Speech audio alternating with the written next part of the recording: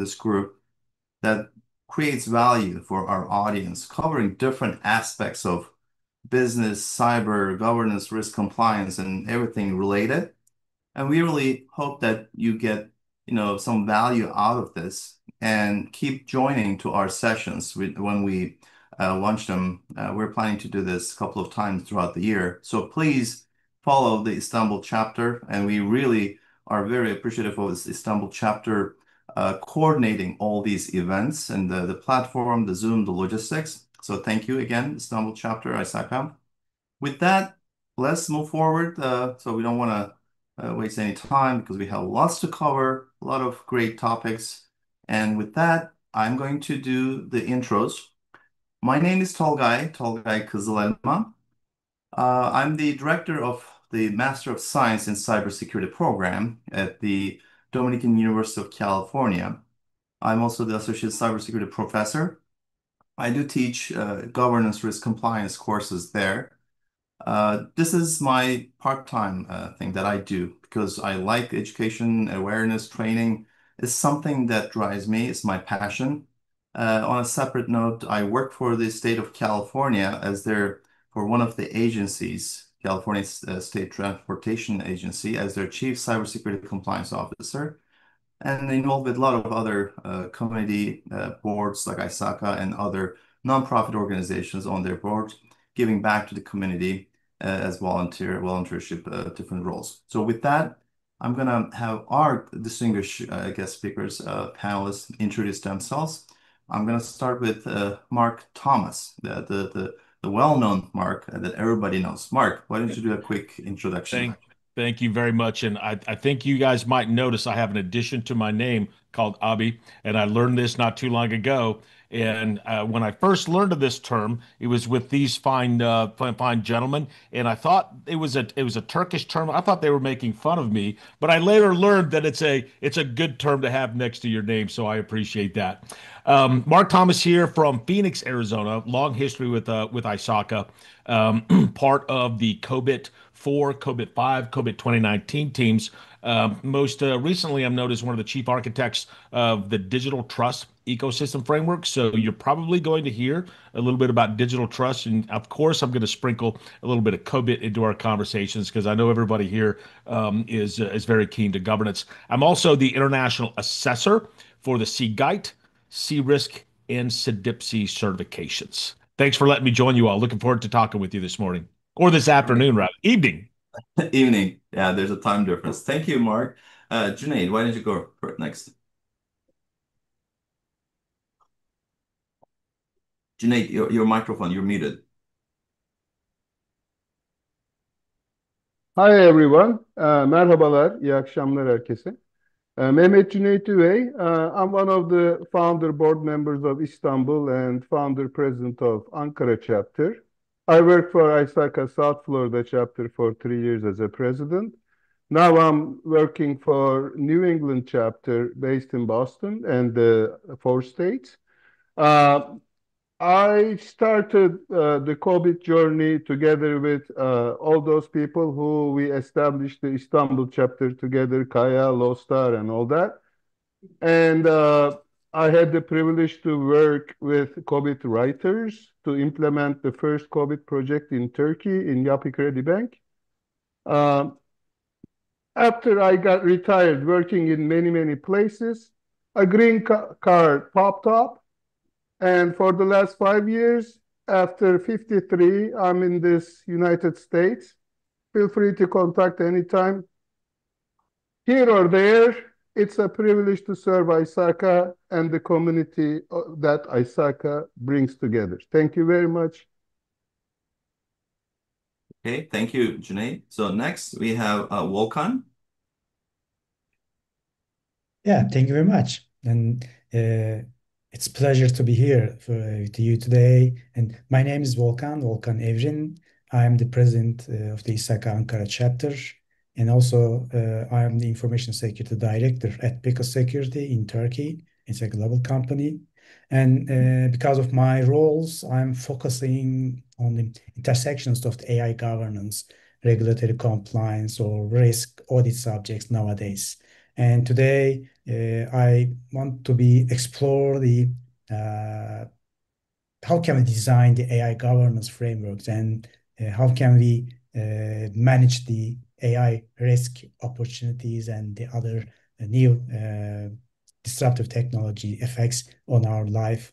And personally, I'm very curious about the new technologies, new implementation of the companies, and especially governance and risk subjects. And I'm again pleased to meet you in these events with you. Okay, thank you.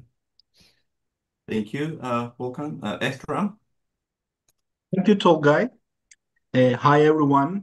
İyi akşamlar herkese. I'm the Vice President of İSAK Istanbul chapter, and I have been in voluntary work with İSAK Istanbul chapter since the establishment of the chapter actually, and I believe in the power of voluntary work. I believe that voluntary work makes dream work, so that we are today in our this let's say conference webinar. On the business side, I'm working in information risk management area. I'm right now partner at KPMG Turkey. And today we will, of course, discuss the building strong AI governance framework from very different areas. And we will be focusing and sharing our thoughts about resilient by design for AI part. All you are welcome. Great. Thank you. Well, thank you very much. I really appreciate you all joining. And so, as mentioned in the chat, I think people can activate the CC closed caption or the subtitles. So hopefully on my end, everything looks okay. There's no subtitles showing up. Am I okay to move forward? Okay, great. So, what I forgot to mention about myself, I'm also affiliated with ISACA Sacramento. I'm the Academic Relations Director here. And of course, among with the many other things, because ISACA is known about the whole education, professional development, as you can see, I'm a big on ongoing learning, lifelong learning, and all these certifications, most of them that I was able to list, and there's some others really shows my commitment to education, training, awareness. And again, this is something I do part-time and because of my love, my passion. So with that, we have a great list of topics we're going to be covering. I will quickly present a session again about the resilient by design, building strong AI governance frameworks. But one thing I really would like you all to ask is connect with us, connect with our speakers, right, on LinkedIn. The power of these type of events is when we connect with each other, when we expand our network. So please make sure to reach out to us and expand our networks so that we can make a collective difference altogether moving forward. With that, I will go through this presentation, a short 30 minutes or so presentation, and then we will switch to a panel format. We have a list of questions we're going to be covering with our distinguished panelists. And then, of course, we will be monitoring the questions. So if you have any questions, you can, I think it would be better maybe towards the end of my presentation. And then as we start having the panel discussion, you can put it in the chat. So with that, let me move forward. And the slide deck will be made available.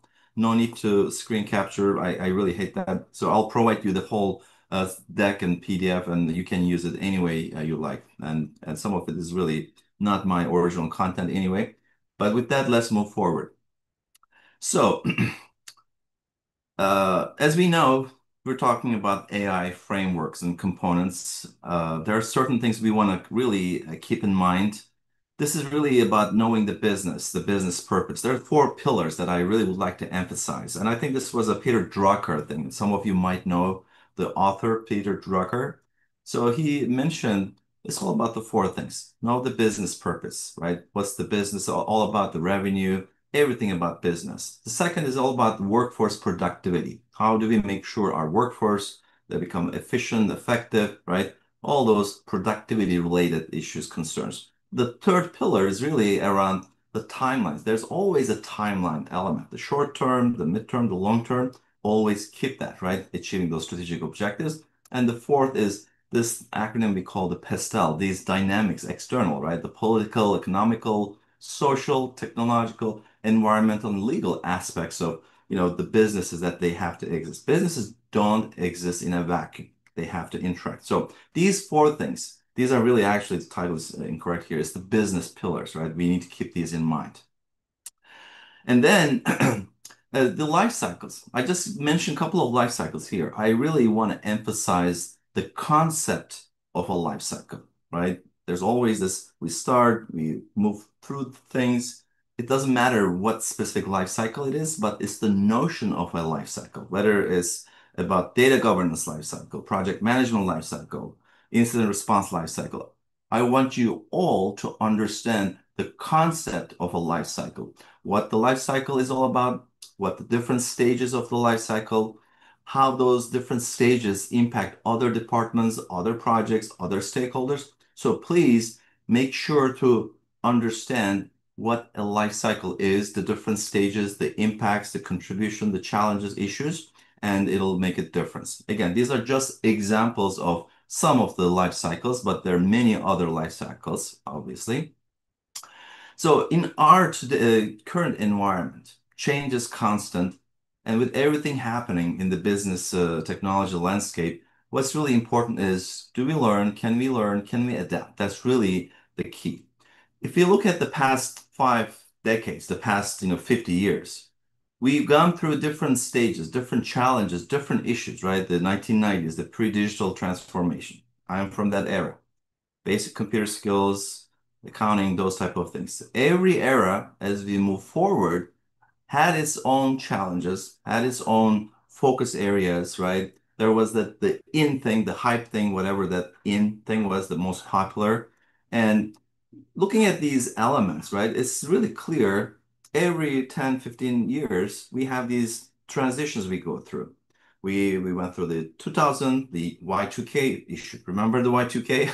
It was gonna the end, the world was gonna end, right? The Y2K. We all went through that. The internet was the thing, the boom. I was here right in the middle of Silicon Valley. 2010, there was this big data. Everything was about big data that, big data this, all that stuff. Mobile revolution, right?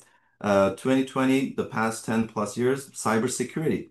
And if you're looking at the different eras, you can kind of see cybersecurity, information security is a consistent term for the past, 3 decades and also going forward to 2030. And of course, the last 2 years to the last 2 decades, now we have this resiliency, right? We want to kind of think about the different aspects of business resiliency, those type of things. So the purpose of the slide is really every era we have these things that we have to face. Now it's the AI and all the things around AI, obviously, and how we really adopt and how we make those transitions. That brings me to this transition we went through, right? People think AI, right? Oh, we're going to lose jobs and this and that, all these things around AI.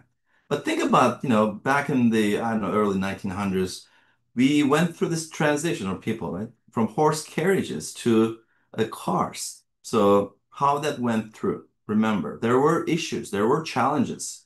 From infrastructure wasn't available, there were not roads available for the cars, regulation, safety aspect, it wasn't established properly. The economic accessibility wasn't the same, like cars were more expensive. Public trust, people didn't trust cars. They were, familiar. They had that trust with the horses and the carriages, right? The workforce disruption. We had those drivers for the horses, horse carriages. And it was a societal transformation. So different challenges that, human kind of had to go through from the horse carriages to cars and all the way now to EVs, electric vehicles. So that's the kind of same mindset where we will be going through with AI, and we're going through that. Uh, but I think at a high level, for future business landscape, we need to embrace AI. It's a reality. There's no turning back, right? There are regulations we have to understand, we have to comply. Of course, depending on where we are, the local jurisdictions here in the US and Turkey and Europe, doesn't matter. So regulations is there. We need to understand the stakeholders, what their needs are. We need to satisfy them, their expectations.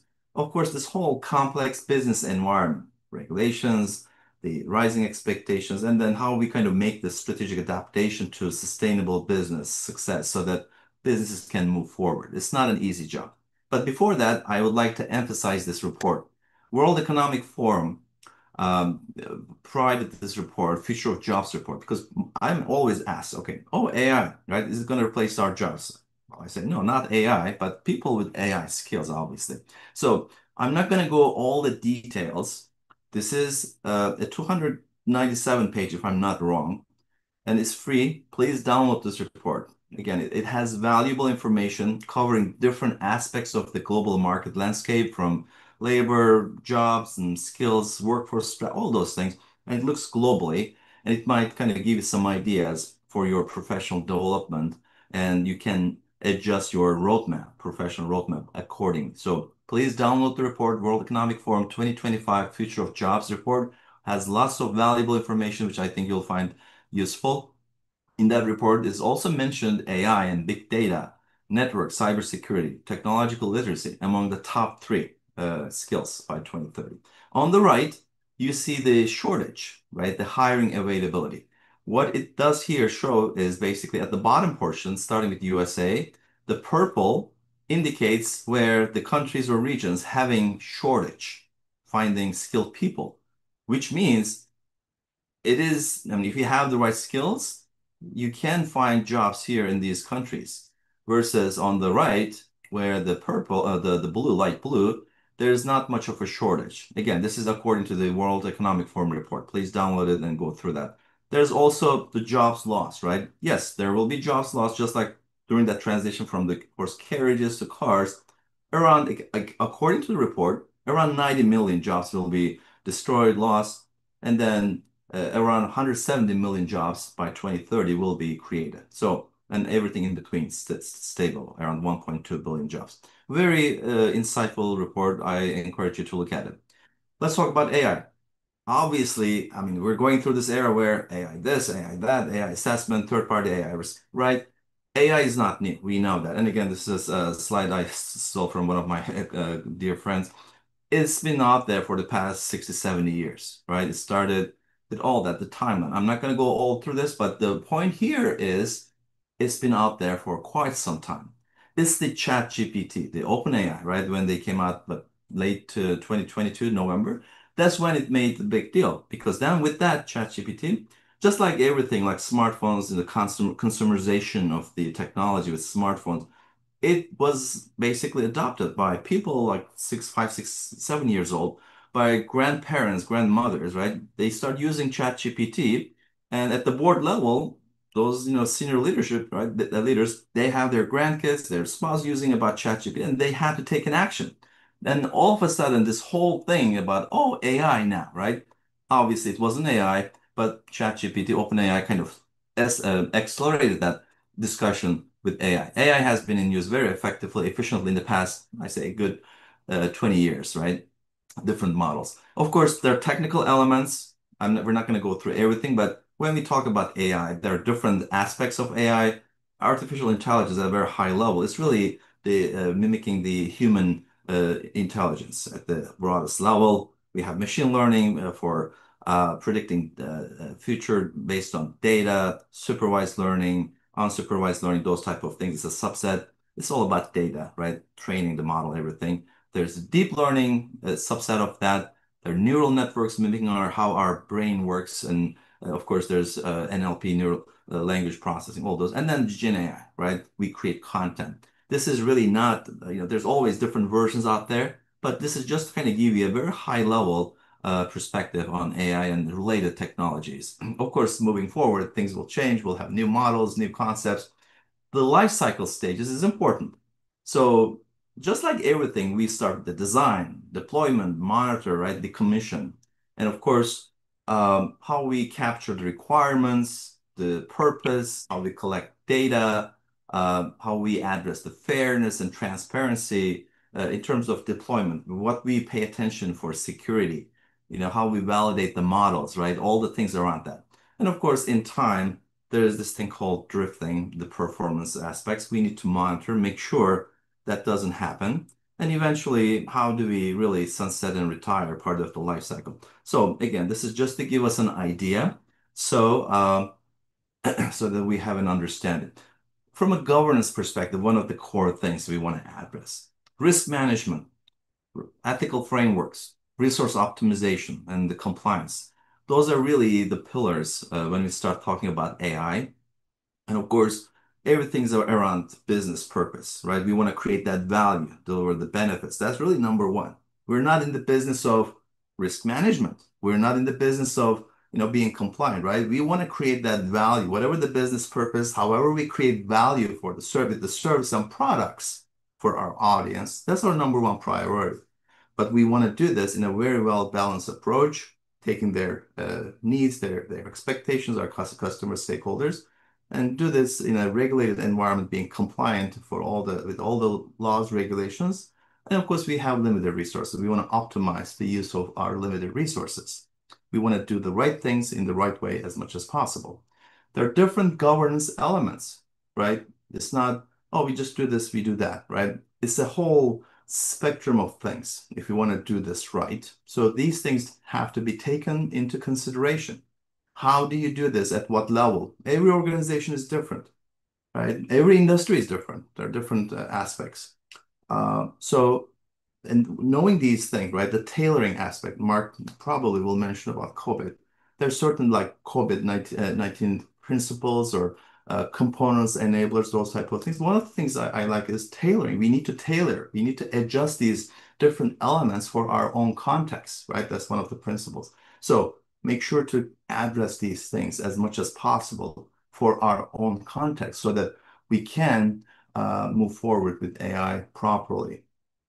Again, I'm not going to go through all these things, but at a very high level, are we addressing these things, right? Are we keeping an eye on these things? Do we have the right people, discussing these things? Do we have the right resources for our audience, for our organization, for our industry? The strategic alignment is always there because we want to do this business AI adoption, right? Very important. How do we deal with the ethics, compliance? How do we come up with a list of use cases? Where do we get that for our own organization, for our own industry? Data governance obviously is important. Cultural implementation, one of the biggest things, right? Maybe it's perceived as a barrier. That's really important, the cultural aspects. And again, another COVID-19 component or enabler. So it's important to keep these things in mind, right? See the big picture. So when we're establishing on this program with AI, and again, remember, AI is there, it's a reality. Organizations now realize they have to do something about AI, but sometimes they don't know what that is, what they have to do. So they have to start somewhere. Of course, the governance and the program management aspects. So you always have to start somewhere, defining the roles. Do we have the roles defined, responsibilities, based on a strategy that we have for the next 5, 10 years? How about the policies at a high level, the governing function, right? We want to make sure we have the right policies, procedures, provide training for those policies, right? So that our audience, our workforce, they know what the policies, what the content, the enforcement, all those things that they have those are the guardrails. And then we have to do that measurement, right? We want to make sure we have a roadmap. Are we moving in the right direction? How do we know if we're moving in the right direction or not? So the metrics, we need to get those. And then if we're making, right sideways, we can adjust and then report it to the leadership who's going to make the decisions and take actions. Strategic AI framework components. Of course, it all starts with the vision and all the way to measurements, right? We have our vision, the mission statement, what's the core purpose of the organization? What are the goals at the high level, right? The overarching. We might have specific objectives. And then maybe critical success factors, right? We all have these key indicators, however you call them, wherever the different areas, different IT, security, compliance, metrics, again, very important. These need to be linked together. These need to exist. We need to make sure we have people who understand these concepts moving forward in our organizations. Of course, just like what I mentioned, we're not in the business of IT, first of all. We're not in the business of cloud, right? Remember, whatever the core thing that we do for our services, our products, that's what we are in. That's our core focus, the specific services, the specific products. So with that, it's our customers, right, that dictate whether we're successful or not. We have to create that value for our audience, so for our customers, for our students, for our patients, however you define your audience, right? That who will receive that value? That's important. And their perspective of that value is different, right? We need to look at it from their perspective. How do they value? What are those, the identities of those customers or those audiences? What are the different constraints? What type of support they might need? How will they use these type of programs, like AI being the case? Um, are there restrictions, limitations, right? What are the pain points? What are the needs that they have? How will the program will help them go to the next level? How do we define success, right? And what are the expected outcomes? So there are all these things, and who are these audiences? They might be at different levels. You can kind of pinpoint internal, external, right? Define all these stakeholders. So the point here is to be able to see the big picture, the customers, who they are, stakeholders, and look at this from their perspective so that you understand, right? We talk about customer journey, voice of customer, right? Value stream map, those type of things.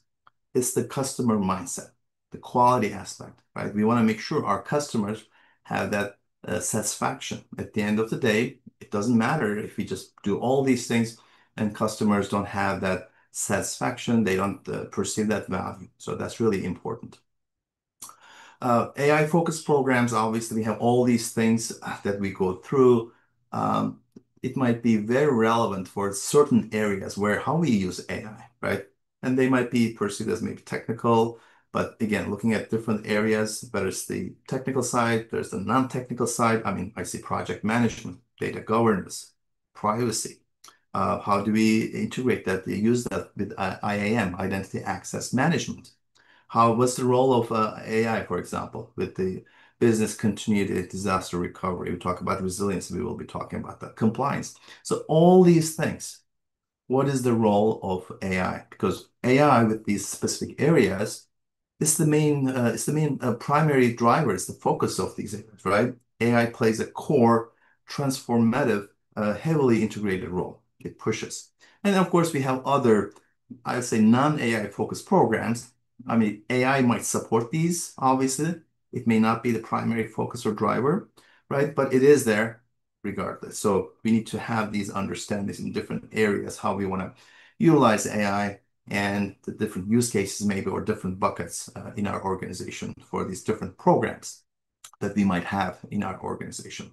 The role in business, whether it's the innovation, the decision making, maybe you're automating, right? There are different buckets that you can put AI in terms of the role it has in business. The business transformation. We talk about people, process, technology. Obviously, we always forget the organizational piece, right? That's one of the core elements under digital trust. People, process, technology, and organization. So how do we put AI in this business transformation perspective to these buckets, right? What are the use cases? How do we address these different subsections in our organization? What do they mean? What are the restrictions? What are the challenges? What are the barriers? What are the value propositions, right? All those things. We need to be able to capture all these areas as much as possible. There are different applications across different industries, obviously. So everybody here have different work for different organizations, different industries. But the point here is AI is here and it has a use case in every industry from different perspectives. And it makes our jobs easy, obviously, automation, pattern recognition. Healthcare is a big one, right? Think about the implications of, AI and uh, predictive analytics, diagnostics, cutting the times, right? Things that used to take, I don't know, a couple of hours, now you can do in seconds, in minutes. So for all purposes, let's understand the use cases or applications in different industries. Whatever your industry, do you have a full list, as much as a comprehensive list of the AI in your industry? That's the question. And if you don't, well, guess what? Ask AI, ask ChatGPT or any other, right? You'll get that list. And by the way, some of these things, I have to be honest, I used to spend hours trying to create PowerPoint decks and everything. Now, ChatGPT and all the other AI or generic model make it very easy, right? And I do utilize that because it's efficiency. So the big picture From a technical perspective, we have all these domains, right? From a cybersecurity perspective. How is AI as part of these areas? And we might hopefully have these different areas covered in our organization, part of the IT, part of the security. But how is AI is involved or utilized or embedded or integrated or in these different domains at a high level. So let's make sure we have that captured. Uh, if you want to generalize the use cases, threat detection, one of the big areas, fraud detection, right? Incident response definitely shortens timelines, identity management, threat intelligence, or obviously IoT penetration testing, different buckets. So everything we've seen in the previous slide, kind of at a maybe more high level, capturing the use cases in cybersecurity. There are risks, obviously, technical, non-technical. Find out what those risks are for your organization, for your industry, right? It might be about the model, it might be about the data, right? The security aspects, maybe operational aspects. We talked about the drifting, right? Maybe the model is not there, it's drifting. Energy consumption is one big concern. I know there are countries out there like Singapore, Malaysia, those countries. They're focusing around, energy. They're strategic, right? The long-term strategy around producing energy because they know AI will consume so much energy, and the competitiveness will rely on your ability to get energy as much as possible, and everything else, the bias, discrimination, of course, hallucinations, right? There's a whole lot of the other risk list of risk. Non-technical, same thing, but it's the financial, compliance, ethical stuff, maybe workforce displacement, as I showed you, right? And there are all these non-technical risks that you have to deal with. Again, I'm not going to go through all these. The point here is we have to know what those non-technical AI related or Gen AI related risks are and how do we deal with them. Remember, at the end of the day, what we're trying to do is really create that value, deliver benefits by optimizing the associated risks and optimizing the use of limited resources, while, of course, all being compliant with the existing laws and regulations. The risk mitigation, once you come up with those lists, right, technical, non-technical, what is your approach? We have to manage those risks, right, to the degree possible. Risk optimization. So you have to have those in place. Remember, we're not in the business of risk management. So you have to find that proper balance, right? How do you do that? Risk tolerance, risk appetite, all those things, right? Just a quick example, like we talk about vulnerabilities. The numbers are just made up. So how we utilize technologies, let's say there are 100,000 critical high vulnerabilities based on the exploits out there. Maybe it's just 2,000. You use the threat intelligence, right? After the raw scan. And based on the likelihood, maybe you drop it to another 30, right? With the vulnerable resources with exposure. So the purpose is really, as you kind of move forward, you end up the actionable list of 5 or so that might have sensitive data, exposure, and what do you do about that? So maybe your analyst can handle it. That's the kind of power of, the automation, technology, AI, right? The way we use in our organization with the limited resources. So this is just a quick example. A lot of frameworks out there. I'm not going to go through. Find out what works for you. There's no point reinventing the wheel. This is just a small subset. I'm a part of the CSA, Cloud Security Alliance, some of the work groups. The last I know, I think there was around 200, close to 300 different framework standards and a best practice guide, right, available. So it's all out there. Don't reinvent the wheel. Find something that works for you for your own local jurisdiction and implement it and move forward. MITRE framework, they have their own, atlas, adversarial threat landscape for artificial intelligence systems. Just like we have adversaries, the hackers, third parties, right? They use AI on the defensive side. We need to be able to use these, and MITRE has that. Again, this is one of the tools available. So with the military background, I'm going to quickly wrap up quickly. There's this thing, right? We're going through the incident management, right? The boom with those military background, they know the blast radius. So we know this is going to happen, right? At some point, we're going to get breached, right? We know, and it's not a matter of if, right? That was the old saying. It's not a matter of if, but when is the old saying. And if you follow current news, now it is. Teşekkürler, kolay gelsin. Now it is not when, but how many times. That's really the focus. So to the left of the boom, right, the pre-breach, we have to take all those measures to prevent, minimize attack impact. proactive. And to the right, everything after that, focusing on recovery, response, all those things. So, and timelines is right, basically measured in months, weeks before, after, but during that boom, it's minutes, seconds. So it's really important. The left of the boom, certain things taking place. Proactive, it's a risk-based approach before something happens, and we know it's going to happen. It's all about planning, security hardening, monitoring, training, right? GRC, the things that we should be all doing, right? It's the structural awareness. And of course, when it happens, we have to go through this whole thing. We should know what to do. We have our playbooks ready, gone through the tabletop exercises and after the fact, right? All the forensic investigation, the root cause analysis, lessons learned, and every communication and legal aspect. So it's not easy. Of course, with AI, there's a use case for these different three sections, three phases. We should know what those are. Okay, how do we use AI during incident management so that we are more resilient and we can focus around recovery and resilience with all these things? All in all, we have business challenges for resiliency.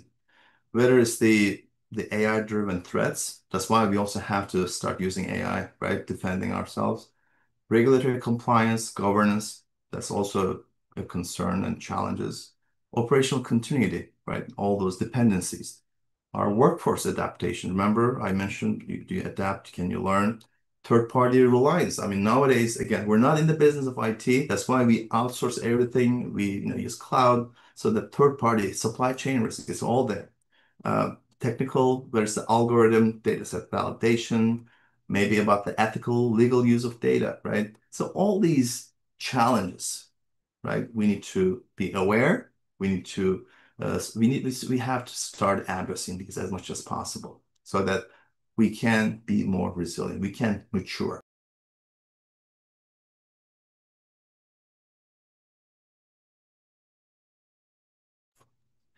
And the last slide I have is how do we do this? We have to know our limitations. Remember, we have limited resources. If we recognize those limitations, how understanding the complete cybersecurity is unattainable, right? We cannot be 100% secure. We cannot address all the risk associated. There will be disruptions. We need to be prepared. We need to have a plan for those disruptions so that we can focus on recovery and respond and then have the operations back up and running again.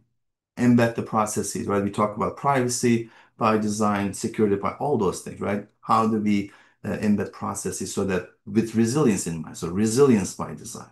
Safeguard information, the CIA triad, confidentiality, integrity, availability, make sure it is part of the, business by default. And of course, we have to learn from incidents. So with that, I know a bit long, but please connect with us. So I'm more than happy to provide any guidance, any way I can help it. And with that, let's see. Before we move into our panel, I want to see if we have any specific questions. Um, so let's see. I think we can address some of the questions part of the panel. With that, let's move forward to the panel section, and we will be able to address some of the questions at the same time.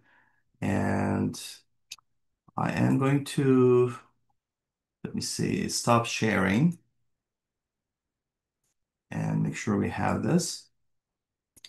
Great. So we have four sections, right? We're going to cover the foundations of a resilient AI governance. Mark is going to take on that and kind of provide us this big picture of this whole thing. A second section, we're going to talk about the AI risk resilience real world lessons, right? How it is applied out there, how companies are using different use cases maybe.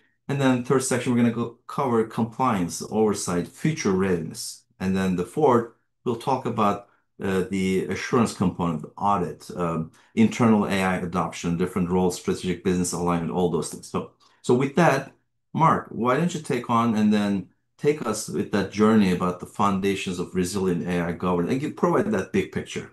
Sure, sure. I'd be happy to. And everybody on this panel, I respect as an expert around governance, more specifically IT governance. But I've got a challenge in our industry right now with the word governance because a lot of organizations and a lot of staff, a lot of people, they love to throw this term called governance in front of something, and somehow governance magically appears, right? It's hard work, right? Because think about it. We've got corporate governance, finance governance, IT governance, service management governance, project man. People just love to use this word governance, and they don't really understand what that means. Okay. So governance doesn't magically exist. Now we're going to talk a little bit about frameworks a little bit here in a few minutes. But I have a lot of folks that I talk to, especially in today's environment, our fast moving environment where we're doing agile techniques, DevOps.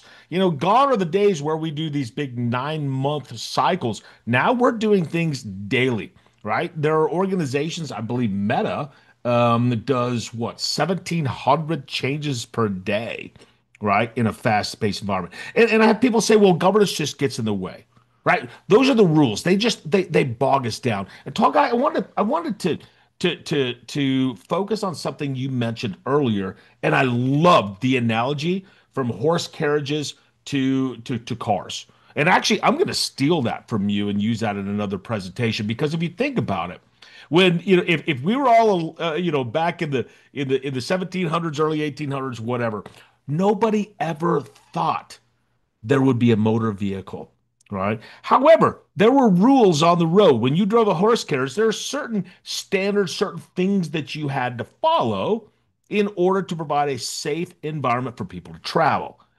But when motor vehicles came up, it blew people's minds. The rules had to change. And that's the whole idea of governance is and another thing that you had mentioned before is being tailorable, right? The rules on the road changed between horse carriages and motor vehicles.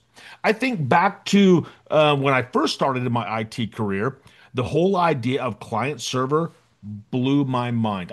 It took so much time for me just to comprehend what client server even meant.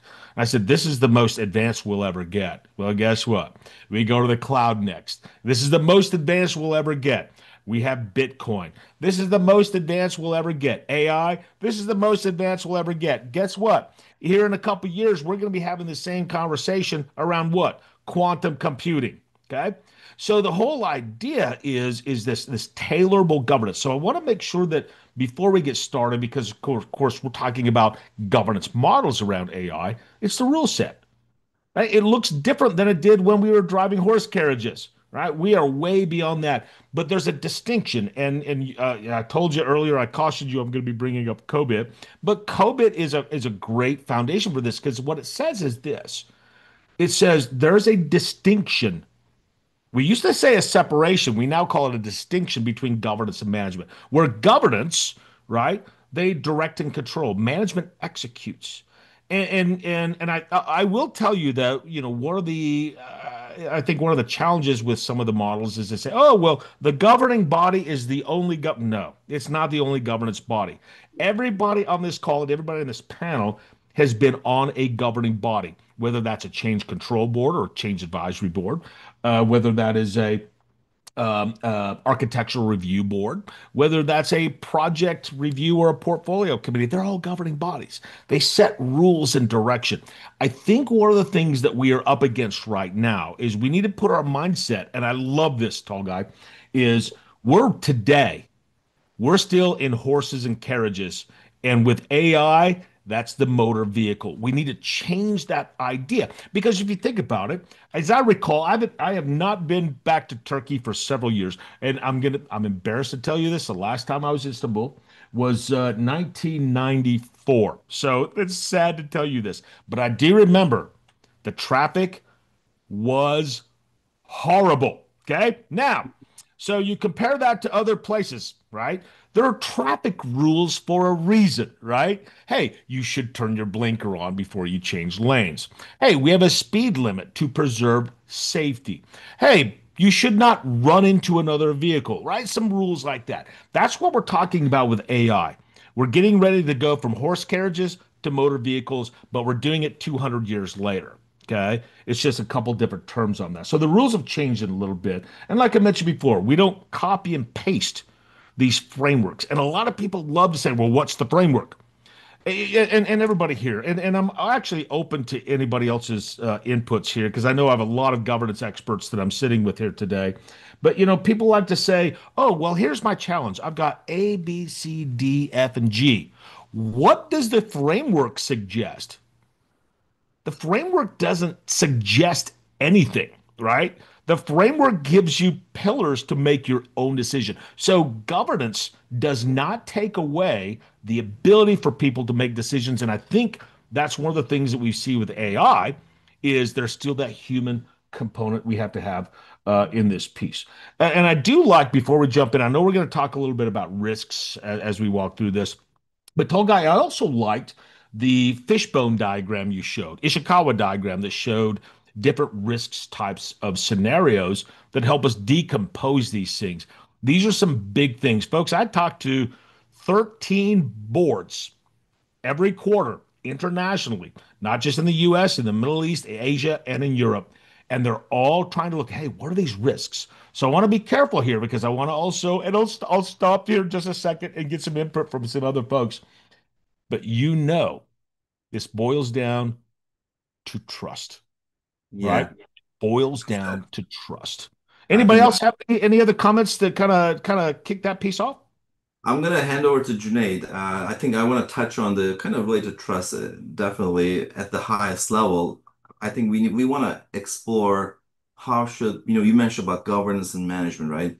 The how should boards and executive leadership be engaged to drive that AI accountability, oversight, and strategic alignment? Junaid, why don't we kind of provide some Actually, comments? Junaid, you and I talked about this in Miami not too long ago. Junaid, you're mic muted, by the way. Yeah. What I can say is this.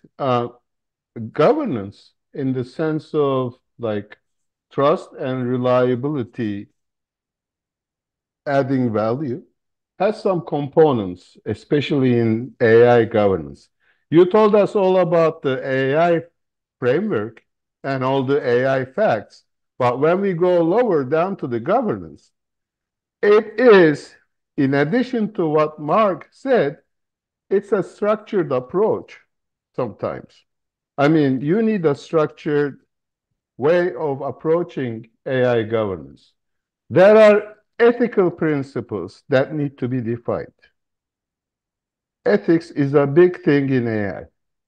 Legal mechanisms are also need to be considered. Transparency is a big thing that also needs to be considered. Um, Auditing and testing to make sure that you build trust and add value and detect your errors before they are spread out. Human oversight is one more dimension.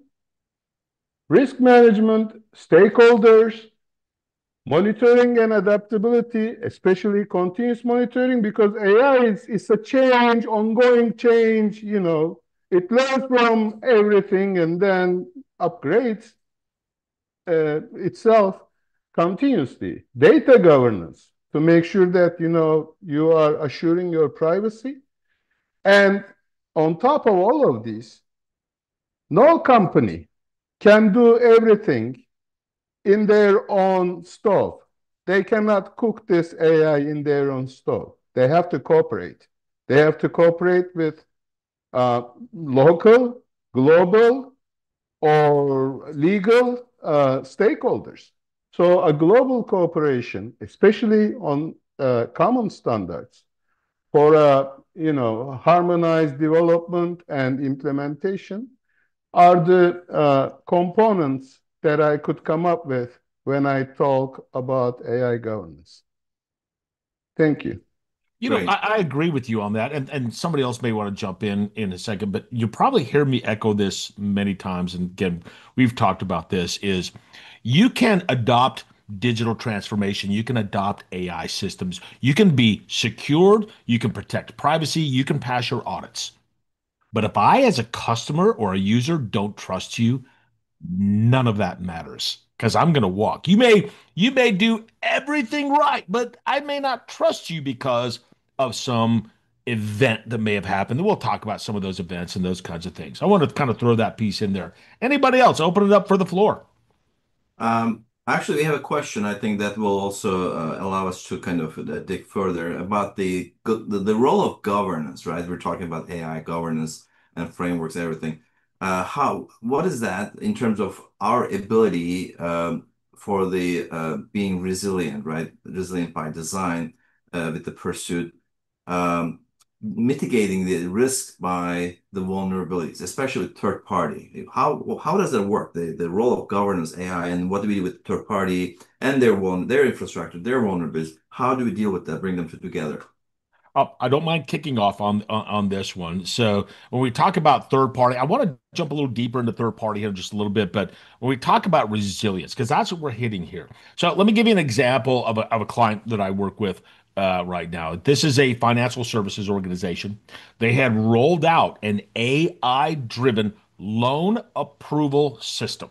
Okay, and they were using AI to help them identify high risk, low risk loan approvals. Initially, this thing accelerated their processing time. This thing was smoking hot, reducing costs. But within a couple of months, their stakeholders, their customers, their applicants figured out that there were biased outcomes, right? And certain people who were qualified for a loan may not be getting that loan because there was bias in the system. And this was an unmonitoring training data that was in their model. And it was people were not getting loans that were certainly qualified for this. And they had to halt this system immediately and try to rebuild that trust. And again, this is kind of that third party piece. And I want to talk about some controls a little bit later on that. But in the model, that's the thing that a lot of people aren't trusting right now. In an AI model, sometimes it doesn't understand certain nuances. For example, there's a famous a site called The Onion. I'm not sure if anybody's heard of this. It's a satire site. They make jokes about things. Okay, there was an article on this satire site called The Onion that an expert in a health expert suggested people eat certain types of rocks, like rocks, to make their health better because of the minerals in the rocks. It was a complete joke. Well, when people started doing search on certain types of ailments, they were being given suggestions to literally eat rocks. Right. Again, you can apply this to a business context as well. But the issue here was it was factual because it was found on the internet, but it didn't understand the nuances behind those. So, kind of on a third party piece, and we'll talk about this hopefully here just a little bit. It's not just third party that I'm worried about, it's fourth party, fifth party, sixth party, and so on. Anybody jump in and help me out on this one? So I'll just mention one thing I think that's really important, especially the supply chain, the third, fourth, fifth, right? It goes on because you never know is where your data is, and you're kind of interacting, engaging with this vendor. But if they don't do it right, the business, so that kind of it's your responsibility as the Mhm. business. And the only thing from a legal perspective is your contract, the legal aspects and what you put in there. So Yeah.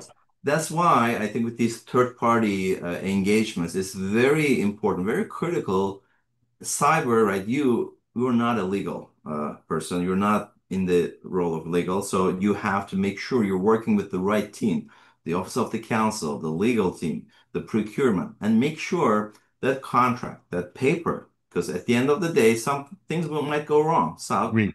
and your only option is make sure you have a solid contract and You got everything it. in between that where the signatures are as much as possible, that you're covering yourself as much as possible, because As was, otherwise you got it. you might find out about your data on a bridge and someone else you haven't heard, a third party or fourth party. So that's Because if it's not in the contract, it's not going to happen, right? exactly. A couple things here, real quick, and again, I want some other folks to chat here for a second. So, some things that I'm seeing right now with a lot of the work that I'm doing is is having that transparency documentation in the contract. So, for example, vendor shall provide documentation that explains their model architecture, their training data sources, because that's where a lot of the bias comes in, and so on. We may have testing, right? Fairness testing. Vendors shall perform and provide results of bias audits. Data governance, privacy. Vendor shall comply with the following regulations. By the way, I'm worried not just about third, but fourth, fifth, and sixth. I'm going to put a clause in there that says, I want you to put the same information in your contracts with your suppliers, right? Because I can't control your suppliers. You can. So another one there is obviously right to audit, right? Everybody loves right to audit. Not everybody gets it. This is why we provide statements of compliance and those kinds of things. So, Mark, I want to add one point of view to this AI governance side from right to audit part and also from explainable AI point of view. Okay. well, coming from your background makes total sense. I get it. Yes, Yeah, yes, yep, yep. because in my opinion, when we look at those explainable AI concept, firstly, you feel that it's okay, you have to explain how AI works. Yeah. But then in order to establish trust, actually, okay? But then from business point of view, it's part of competition. It's your property, actually.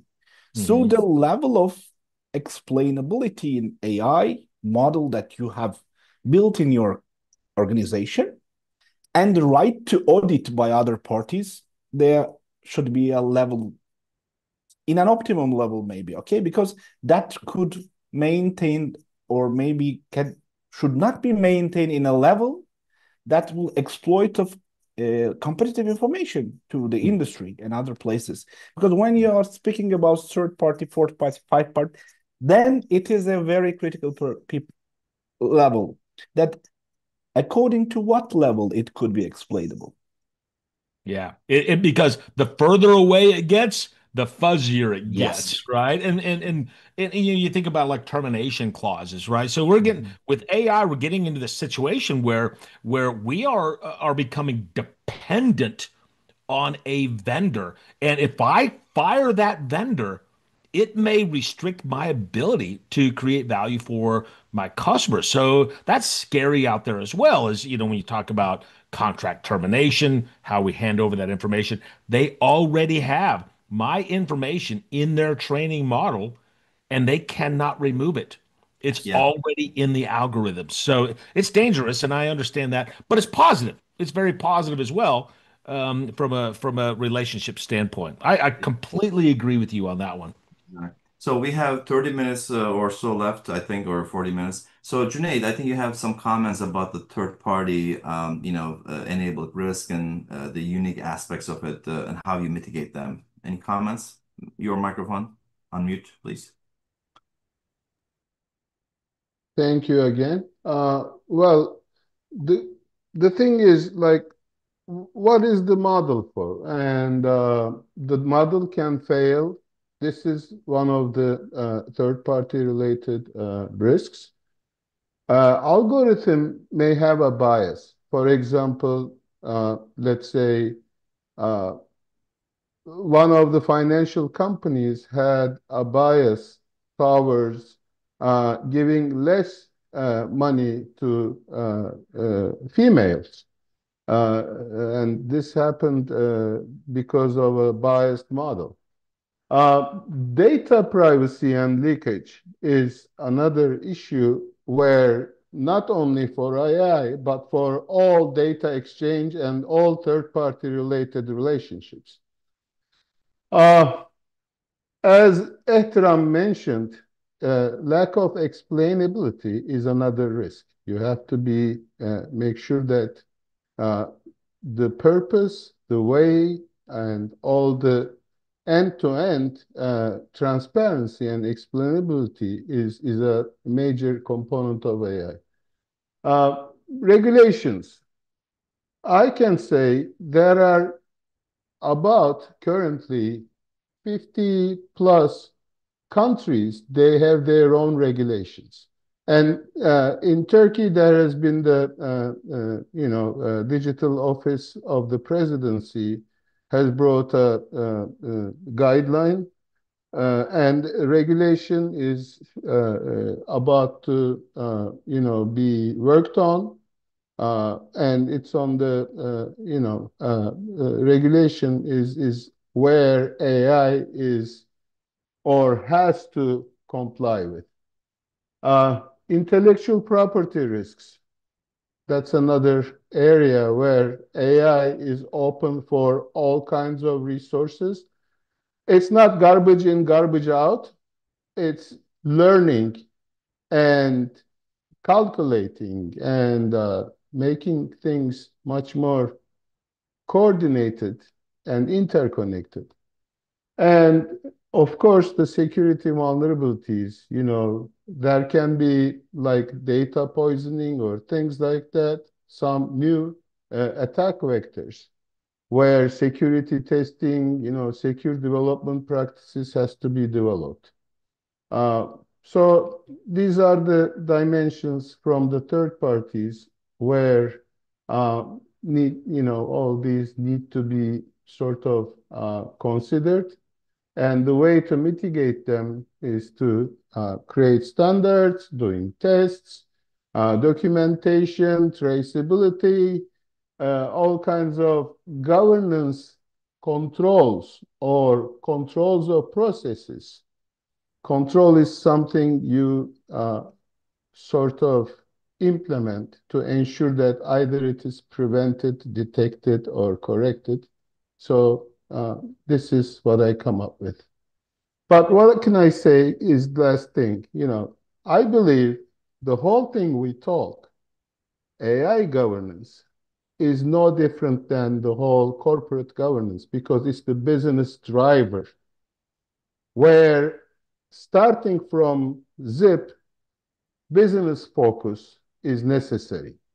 That's why we will come to there, but a whole big composition of different perspectives have to be reflected in a governance board or framework or interaction or documentation. Thank you. Thank you, Junaid. So obviously, again, AI is a new thing, right? The risk we had to deal with from a technology perspective, we have a new set of risks, right? Transparency that we didn't have to worry about. So it's a new set of ball game. But kind of staying on the same topic around regulation, compliance laws, all those things. Volkan, I want to get back to you around with the evolving AI regulations, locally, globally, but specifically maybe for Turkey. How are we adapting the third-party governance frameworks? What is your take on that question? Okay. Yeah, let's begin with the what's the probably most urgent pressure point of many organizations, company today, the keeping up with the global wave of the AI regulations. As you showed in the regulations for framework list, there are a lot of different kinds of frameworks, newly published or draft version and ready to publish in near time. But we are living through the regulatory moment, unlike any we have seen before. The governments, especially the governments across the world, are moving swiftly to put guardrails around artificial intelligence, not just in terms of data protection, but also around the safety or fairness or explainability and especially national security. And while this is absolutely necessary, it also creates a complex challenge for the organizations that operate across multiple jurisdictions. And maybe we give some example about the major three regions, especially familiar with the audience. The first of all, the European Union. The UA Act is the world's first comprehensive AI-specific regulations, and it's a big one. And it introduced a tiered risk-based framework. And also, the European countries face some difficulties with the DORA, NIS2. And it's the combination of these kinds of risk-based frameworks or regulations, which means not all AI systems are treated equally. High-risk systems, like those used in hiring, credit score, or healthcare, will face the most scrutiny. these systems will require mandatory risk assessment, conformity evaluation, and ongoing monitoring, continuous monitoring. And this act, the European Act, also sets clear rules on transparency. For example, if a chatbot is interacting with a user, the user must be told that they are not talking to a human. It's a bot. These aren't just legal details. They directly affect how companies or organizations design and communicate their AI solution commercially. And for example, in the United States, while the US doesn't yet have a unified AI law like the EU, it's taking a more sector-based or industry-based and executive-led approach.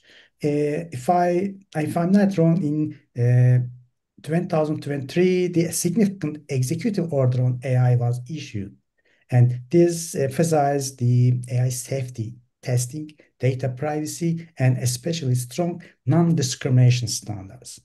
They also in a growing push to require algorithmic impact assessment, especially in the areas of the housing, employment, or public service.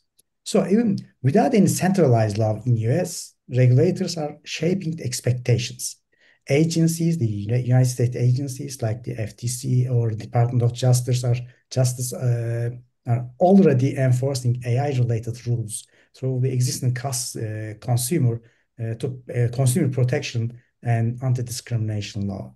And Turkey is currently in preparatory, the initial state, the baby step. In Turkey, they largely follows GDPR-like principles, especially privacy concerns, which means data protections is already on the agenda. But when it comes to AI-specific laws or regulations, we are still in the early stage. What's likely to it's in any upcoming legislation with reflect to US standards, especially good economic or political alignment in areas like trade and digital markets, maybe it's the more important points at this level. And so, what does this all mean in practice? Because most of the people think about the in practice in their real life. For the organizations, it means regulatory fragmentation is real, and we cannot afford to treat compliance as one-time effort or as someone else's job. Here are the two practical steps that can really make a difference. First of all, we should conduct a regulatory gap analysis, map our current AI practices against emerging rules, especially if we operate internationally, and ask to ourselves, where are we over-compliant or where are we exposed? And second one, set up the regulatory watch function. This doesn't have to be a whole department, new department, or new business functions, but someone but better than the small cross-functional teams should be responsible for tracking updates, interpreting the new rules, and maybe informing the leadership in the company or in the organization. Because these laws or these regulations are not just about the risk, they're also about the trust. And especially adapting early means you are not just complying, you are leading in this flow.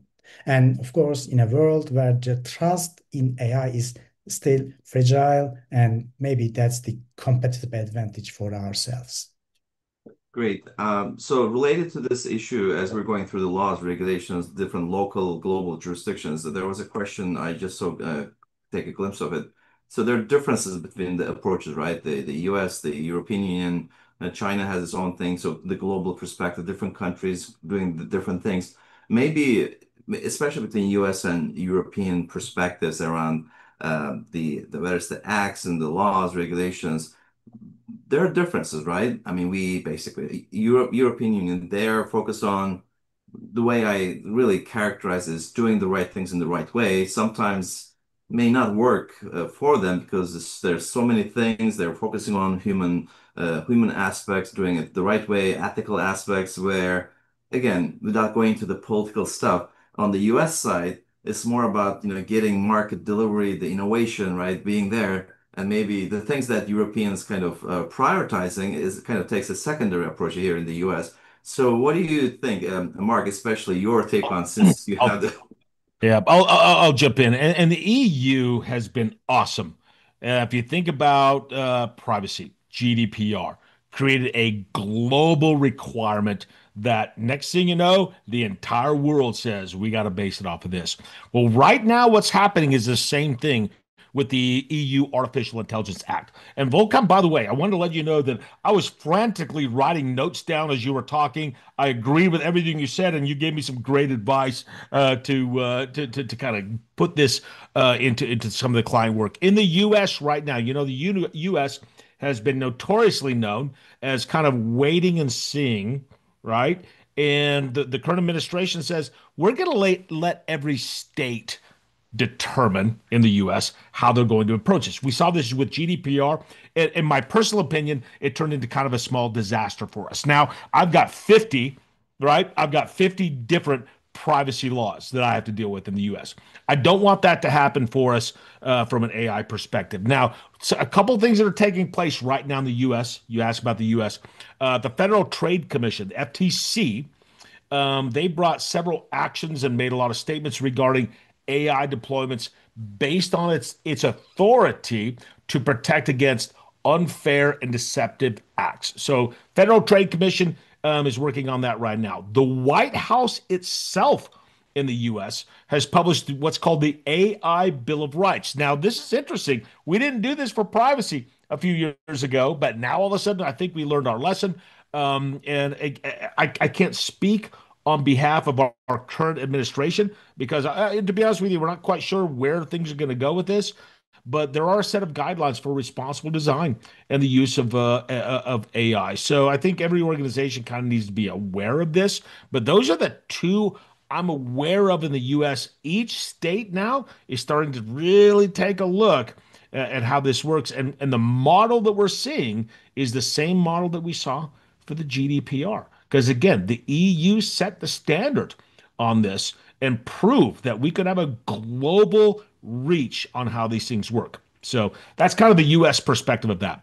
And I know Turkey, right, has been, because we're talking a lot, and a lot of folks here, obviously from Turkey. Turkey has been known to be at the front edge of a lot of these frameworks, a lot of the standards, especially I remember with COBIT, your banking system and those things. So I think there's a lot of vigilance that you all are seeing right now in that part of the world. Well, thank you. I appreciate it. If anybody else wants to provide any perspective on the EU, US, but the focus was the question was really asking about the US perspective. Yeah. So we have other things to cover, and there's some questions obviously, but let's go through our questions as much as possible. Junaid, do you want to provide anything around the controls requiring third-party use of generative AI, machine learning on the data, maybe a bit of technical or however you want to take on? Your mic first, unmute, please. Your microphone, Junaid. For the controls, is that like you can control, sorry, you can categorize the controls in different dimensions. But first thing is your purpose. Are you following your purpose on in those work that you are achieving? One thing is that the third parties are not the only sources of risk, but including the third parties, when they use generative AI or machine learning on the data, the usage and purpose needs to be sort of well-defined and limited. Uh, because the use for general model training is very common, and they use the data for training the models. The privacy and anonymization uh, needs to be controlled to make sure that exposure to personal data is under control. Uh, Typically, security and access controls, including also AI dimension, That means like encryption, access logging, role-based access to sensitive data. These are typical conventional every time used controls. Model training restrictions has to be built in, as I have mentioned. Output explainability, that needs to be transparent, auditable, and the documented outputs need to be controlled. Data and intellectual property ownership is another dimension. So the insights has to be under control. And as Mark mentioned, abicim, audit and governance rights has to be there in, the right to audit and the right to establish uh, uh, uh, governance models has to be retained. These are the dimensions for the third parties. But also, there are also other things in there.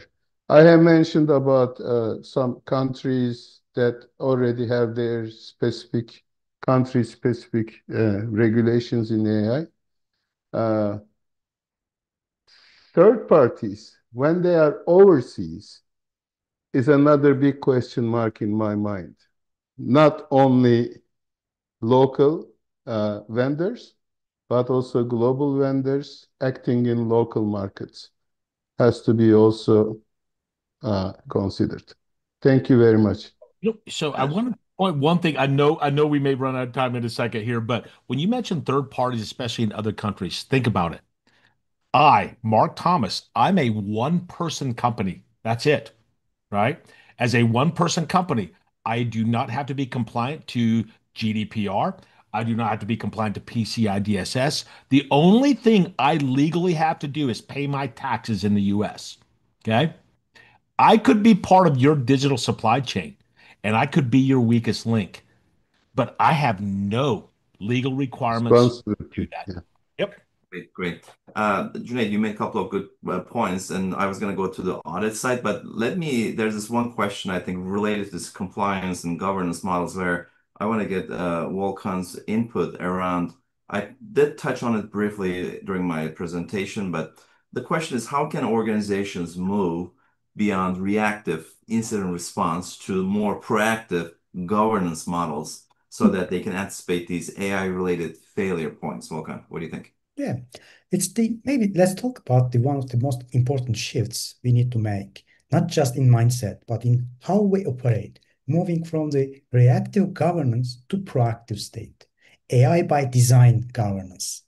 Maybe for a long time we have treated the governance as something that kicks in after a system goes live. We launch the product, then we do a compliance review, and maybe we deploy the model, then we look at the audit trail, and it's the after the fact safety net. But with AI, that simply isn't good enough. Why? Because AI system can learn, adapt, and make decisions in ways that are not always predictable.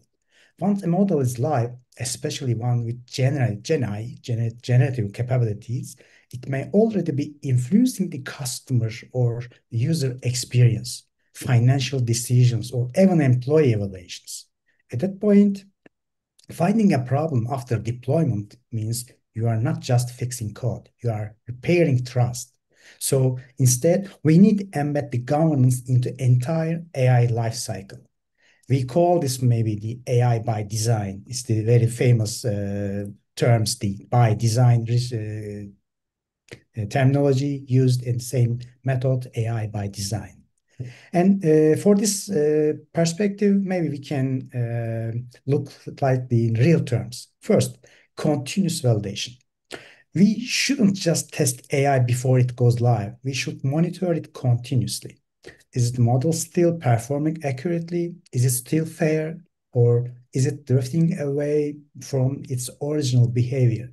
There are questions we need to be asking regularly, not just at launch.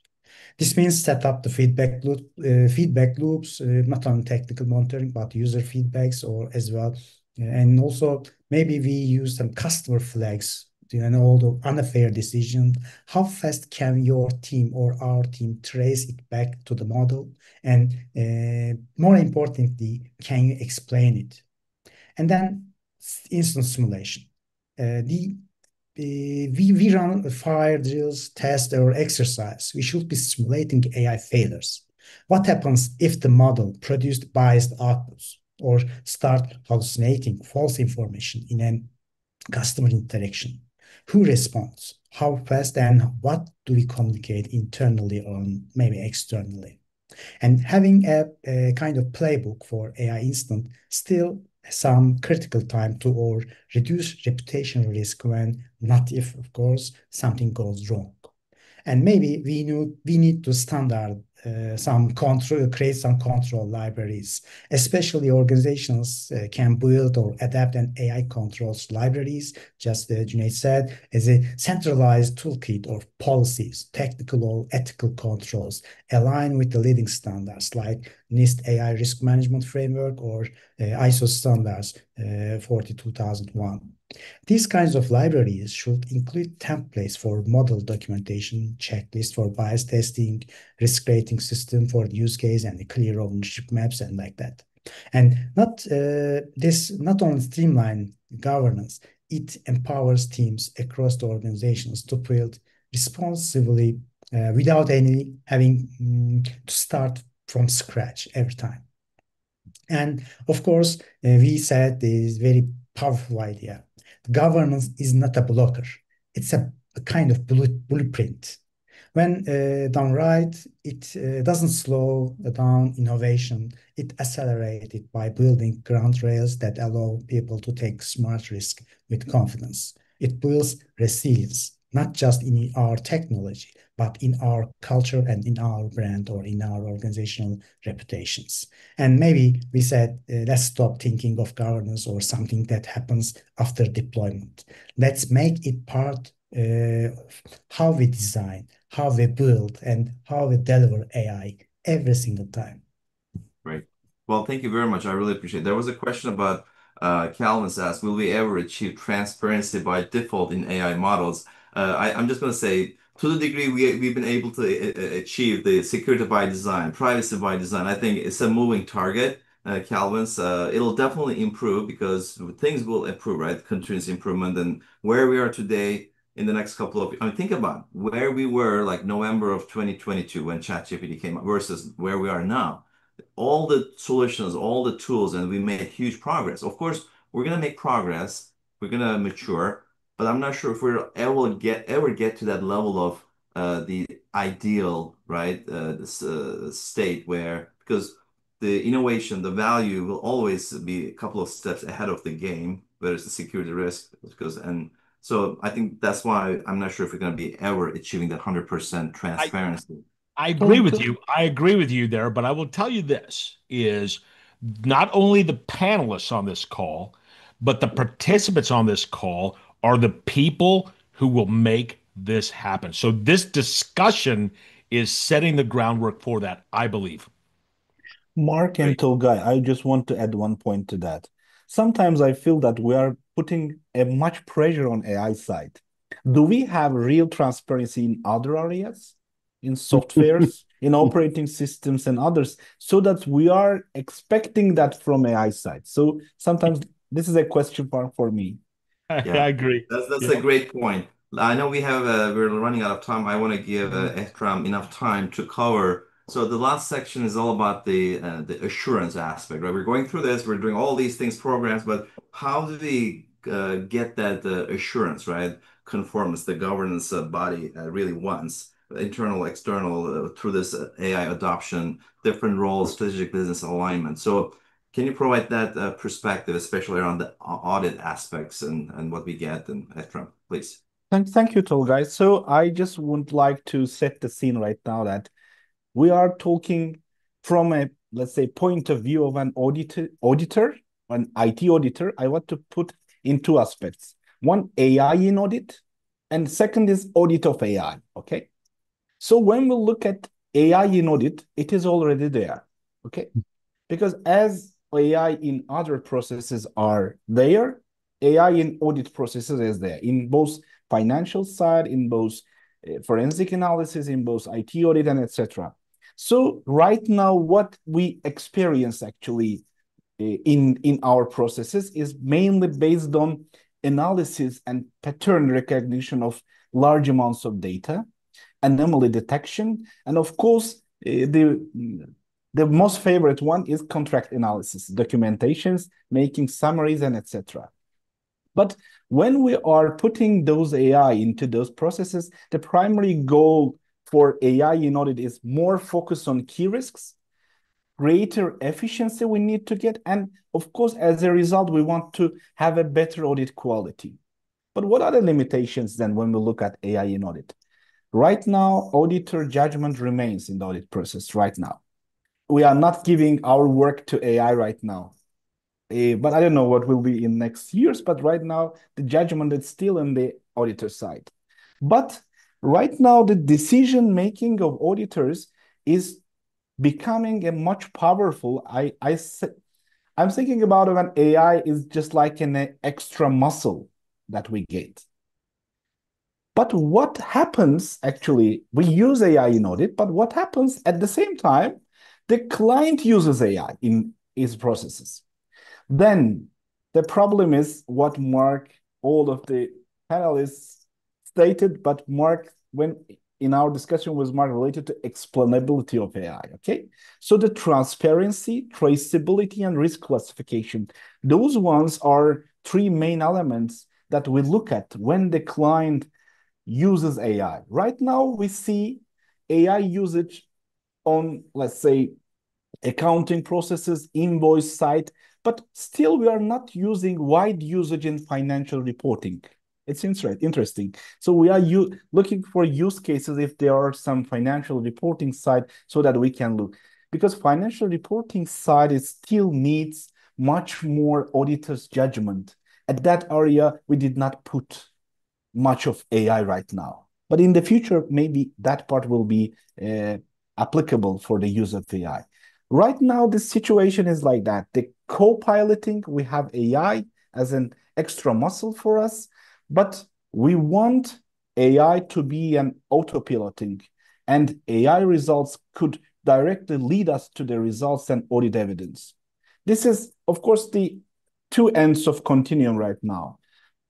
Throughout our journey, we will see where we will go. But right now, main usage is analysis of large amount of data. Transaction scoring is very successful. AI is doing perfectly for that one and giving us to better focus on the key risks. But all of us know about GITC, COVID, all those, etc. But right now, we have added some additional procedures there. Now, right now, what we had? We add model parameters. We add the number of layers or type of activation functions, hyperparameters, learning rates, batch sizes for AI models. You cannot use standard GITC, let's say, control checklist for an AI usage in your clients. So our way of doing general IT controls, IT auditing, etc., it's also changing with the use of AI in our, let's say, clients, in our industries that we are making audits. So the change that we are looking at change management from starting from deployment logs, coming to tickets and etc., we are now becoming very curious about data. How you learn your model. What is the learn rate there? So how it can be poisoned your model. Okay, those kinds of things are the type of change that we are looking into. And I call it GITC for AI right now. Okay, so the GITC for AI, General IT Controls for AI, is a valid audit program right now. So we all know that ISACA is also have worked on that and have some clarifications, have some, let's say, program guides so that we can use in the audit of our AI models in order to make it transparent, explainable, and reliable. At the end, we are coming to digital trust side.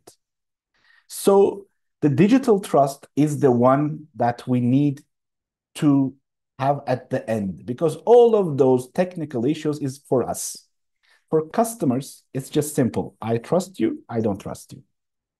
So the model training, model testing, and quality metrics are right now our new, let's say, new buzzwords that as an auditor, when we do and when we play in this area.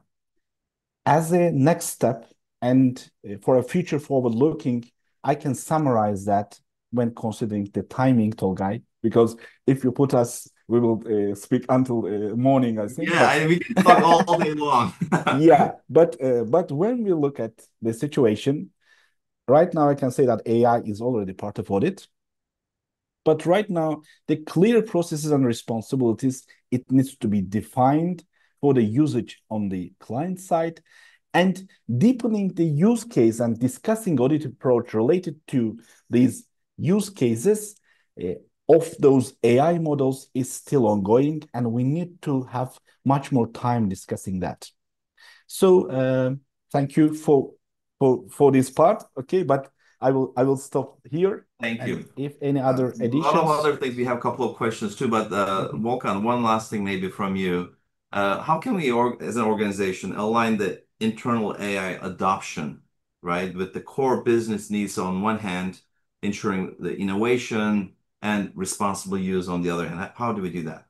Yeah, generally, we start with a question. I always encourage the leadership team to ask is, why are we doing this? Generally, especially AI, too often AI is adapted because it's exciting, or because competitors are doing it, or because someone said we should be using AI. But effective and responsible AI deployment starts with a clarity of purpose. And AI is not a magical solution. It should be a tool, and we carefully select and deploy to solve the specific or high impact problems. And for this purpose, maybe we can talk about the efficiency. This is the low-hanging fruit for many. AI can streamline repetitive tasks, whether that's automating documents, processing customer onboarding, or internal workflows. It's about doing more with less, faster, or at scale. And also maybe we concentrate on the customer experience. Here's AI can really shine, powering chatbots, personalized content, or recommendation engines. But this is also where the risk of bias, hallucinations, or insensitive automations can have the biggest public impact. So aligning here means balancing innovation with trust. And the strategic advantage. And some organizations are using AI for more advanced goals, like enhancing R&D, development of a product, and analyzing the market trends or optimizing supply chain in real time. There are transformative applications, but they demand tight governance to avoid the unforeseen risk or possible risk about this advantage and disadvantage comparison. And of course, we should create some priorities of our expectations. Which AI use case are truly aligned with our performance indicators, or which ones support long-term goals, not just short-term experiments? And most importantly, which ones come with govern responsible with the skills or data or infrastructures we already have. And because of without innovation without control is not innovation, just it's an exposure. And of course we say we don't forget the balance between the speed and risk. Yes, we want to move fast, but we also need to understand the risk profile of each initiative. Not all use cases are created equally, and maybe we create a predictive model helping with sales forecast carriers with different risk than the AI used is hiring or landing decision. And of course, in a shortly, aligning AI with business objectives is not about saying yes or no to AI. It's about saying yes to the right use case with the right level of ambition and the right guardrail in place. Great. Well, thank you, Volkan. I appreciate it. One last question, which is a question I think was Turhan asked. Let's talk about, we heard about this term, like human in the loop, human out of the loop, human on top of the loop. So let's think about those, but especially human in the loop aspect. The question is, what is the main function of human in the loop? Of course, there are other variations when building cyber resilience using AI. What are we supposed to do? Part of the human in the loop. So open question for anyone. Well, anybody? Well, Okay. I'll just kick this off real quick. I read a study, a medical doctor who was very supportive of AI, developed a lot of algorithms around AI platforms being able to provide medical advice to a patient.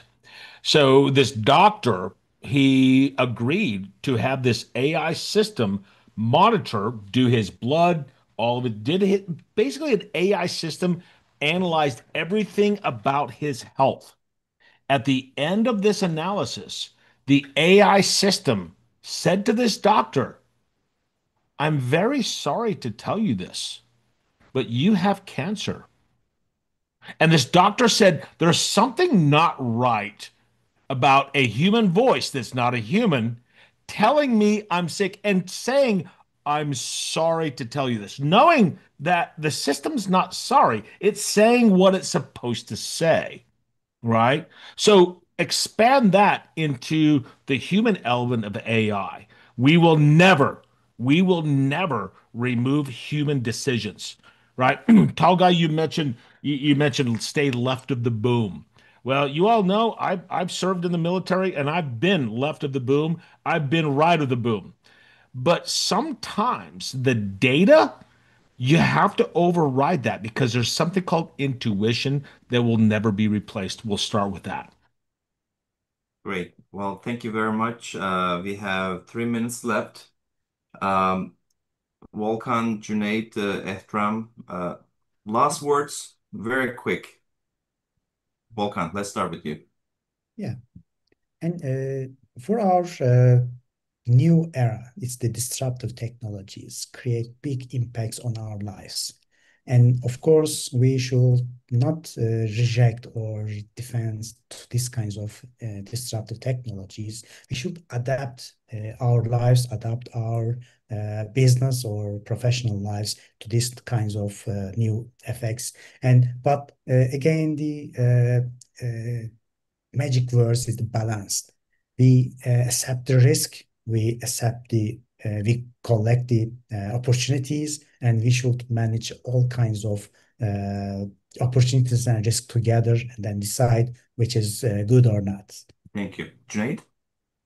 Well, I don't want to go into AI anymore. I just want to sort of like what Ehtiram told us, and uh, get my key takeaway from today. Auditors are in trouble. Why? 1995, I said, why don't we audit IT? I had a hard time in the bank. I was an internal auditor, even to teach what IT audit is, because people thought that audit was manual, so that using IT to do the audit, vice versa. Second thing, Because you auditors are scary. what, what is it? The auditors are scary. Well, believe me, Yeah, they're our partners. We love them. We like them. yeah. Coming back, after waterfall, we created this agile, and then it came to a point like auditing the agile or agile audit. Now we are getting to, this word AI audit or using AI for In audit. the audit. Yeah. Okay, this is crazy. Everything pops up. Auditors need to update themselves. Everything pops up, has two dimensions. So Abi audit, Mehmet audit, whatever audit, quantum Great. audit is going Well, to be audit. thank you, Cüneyt. Ehram, last words? Okay. I will say that using AI will make us stronger. Let's try to increase use cases. Great. Thank you very much. Thank you. Well, Mark, just one word, couple of words, last words. Just two words. Well, a couple more. You can be compliant, you can protect privacy, you can pass your audits, you can have AI, and you can be digitally transformed. But if your customers don't trust you, it doesn't matter. Great. Well, Yeah. thank you all joining. I'm just going to close and saying this was great. I loved it. Please, our audience, provide your feedback. I think if you like the format, and I think you want more, and we have more to come. The next one, I think Ekram mentioned trust or not, right? So the next topic will be around digital trust. I wish we had more time. We'll provide the slide deck. Please provide your evals and feedback about the session. We hope to see you soon with another topic, which will be around digital trust. And we're planning to do these throughout the year and really create that value for our audience. Thank you very much and Thank happy to you. see you. Let's connect on LinkedIn. Thank İyi you. geceler herkese. Çok teşekkürler katılımlar için. Sağ Kendinize olun iyi sabrınız için. Thank you very much. Teşekkürler. İyi akşamlar. And remember, you can refer to me as Abi. abi. Abi. You are abi of us. Of course, Kralsın brother. abi.